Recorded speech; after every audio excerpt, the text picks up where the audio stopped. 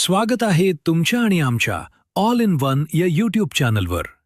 मित्रहो, 365 गड किल्ल्यांवर जे भगवं निशाण मातीसाठी अभिमानाने फडकताना दिसतंय, त्यामागे अनेक शूरवीर मावळ्यांचे रक्त आणि त्याग आहे.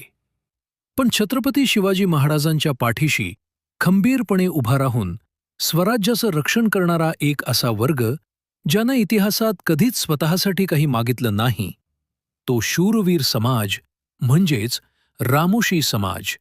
आणि त्यांचे प्रतिनिधित्व करणारे स्वराज्याचे मुख्य गुप्तहेर प्रमुख बहरजी नाईक. आजच्या या व्हिडिओमध्ये आपण जाणून घेणार आहोत बहरजी नाईक यांच्या शौर्याची, त्यांच्या गुप्तहेर खात्याच्या कामगिरीची आणि लाल महालावरील ऐतिहासिक सर्जिकल स्ट्राईकची थरारक गाथा.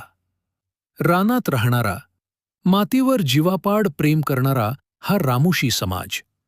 या समाजाने स्वराज्यासाठी आपले सर्वस्व ओवाळून टाकले. महाराजांनी रायेश्वराच्या जंगलात मावळ्यांना एकत्र करून स्वराज्याचे धडे दिले. बाहेरून कोणी शत्रू आल्यास समजण्यासाठी 2 पोरं पहारा द्यायची आणि मोराचा हुबेहूब आवाज काढायची. एकदा बहरजी नाईक तिथे आले आणि जाताना महाराजांना म्हणाले, राजे, जंगलाच्या बाहेर उभ्या केलेल्या त्या पोरांना सांगा, मोर या दिसात वरडत नसत्यात. हे एकच वाक्य महाराजांच्या मनावर गारूड करून गेलं आणि याच हुशारीमुळे महाराजांनी त्यांना थेट गुप्तहेर खात्याचा प्रमुख बनवले. महाराजांनी सुरत लुटली तेव्हा एक इंग्रज अधिकारी हेन्री म्हणाला होता, आमच्या वस्तीजवळ एक भिकारी भीक मागत होता. मी त्याला 1 रुपया टाकला आणि त्या भिकाऱ्याने 2 दिवसात आमची अक्की सुरत भिकारी करून टाकली. तो दुसरा तिसरा कोणी नसून स्वराज्याचे गुप्तहेर बहरजी नाईक होते. महाराजांनी एकदा विचारले होते, नाईक, उद्या तुम्ही मेलात तरी इतिहासात तुमचं नाव लिहिलं जाणार नाही. तुमच्या पोराबाळांचं काय? त्यावर बहरजींनी दिलेलं उत्तर अंगावर काटा आणणारे होते. महाराज, पोराबाळांची चिंता कोणाला? मी स्वराज्यासाठी जन्मलोय. मेल्यानंतर ज्या हाडानं जगदंब ऐकू येईल, ते हाड या बहरजी नाईकाचं असलं एवढं लक्षात ठेवा. महाराज पन्हाळ्यावर असताना शाहिस्तेखानाने पुण्याच्या लाल महालात धुमाकूळ घातला होता. जनतेवर अत्याचार सुरू होते. बहरजी नाईकांच्या सल्ल्याने आणि मार्गदर्शनाखाली लाल महालावर अचूक नियोजन करण्यात आले.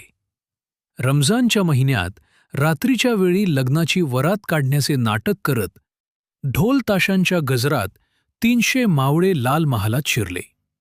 लाल महालावर हल्ला करून महाराज सुखरूप बाहेर पडले आणि शाहिस्तेखानाच्या सैन्याला गोंधळात टाकण्यासाठी 400 बैलांच्या शिंगांना मशाली बांधून त्यांना कात्रजच्या दिशेनं सोडले. हा अफलातून गनिमी कावा फसला नाही तर शत्रूला चितपट करून गेला. जेव्हा महाराजांचा राज्याभिषेक सोहळा सुरू होता तेव्हा प्रत्येकाला त्याच्या पराक्रमाचे बक्षीस मिळत होते. पण ज्या माणसानं पहिला घाव स्वतःच्या अंगावर झेलला तो बहरजी नाईक. कोपऱ्यात एका मौलवीचा वेश परिधान करून उभा होता. या समाजाने कधीही सत्तेसाठी किंवा प्रसिद्धीसाठी हव्यास धरला नाही. फक्त आणि फक्त स्वराज्य हेच त्यांचे सर्वस्व होते. मित्रहो, आज आपण जातीपातीत महापुरुष वाटून घेत असताना या मातीसाठी प्राण अर्पण करणाऱ्या त्या अनाम शूरवीरांचा विसर पडू देता कामा नये. हा देश आपला आहे आणि याचे भान राखणे हीच खरी शिवरायांना आणि त्या मावळ्यांना आदरांजली ठरेल.